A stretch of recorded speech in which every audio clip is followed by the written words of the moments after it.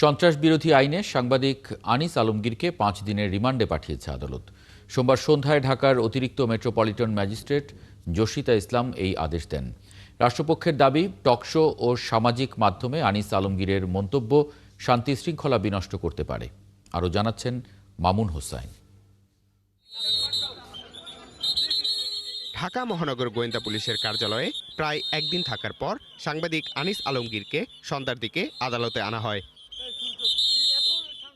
7 দিনের রিমান্ড চেয়ে আবেদন করে পুলিশ।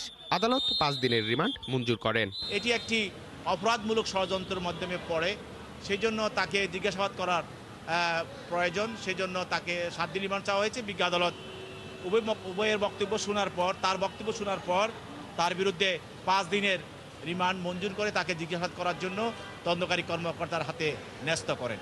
আসামি পক্ষের আইনজীবীরা জানান, আনিস আলমগীরের কোনো কিছুই গোপন নয়। তিনি ভেরিফাইড ফেসবুক পেজেই সবকিছু প্রকাশ করেন। সাংবাদিক আনিস আলমগীরের পক্ষে পুলিশ রিমান্ড বাতিলপূর্বক একটি জামিনের আবেদন করেছিলাম বিজ্ঞ আদালতে। তার বক্তব্য এবং তার যে সম্প্রচার কোনো কিছু গোপনীয় না, এবং প্রত্যেকটারই ভেরিফাইড পেজ এবং ভেরিফাইড তার যে ফেসবুক আইডি তার থেকে প্রকাশিত। তো যেহেতু তার সব কিছু ভেরিফাইড আছে, তো এখানে কোনো কিছু উদ্ধারের যেহেতু বাকি নাই, এজন্য আমরা রিমান্ডটা বাতিলপূর্বক জামিনের আবেদন করেছিলাম। এর আগে সাংবাদিক আনিস আলমগীর ও অভিনেত্রী মেহের আফরোজ শাওন সহ 4 জনের বিরুদ্ধে মামলা করে জুলাই রেভলিউশনারি অ্যালায়েন্স নামের একটি সংগঠন। মামুন হুসাইন, 71, ঢাকা।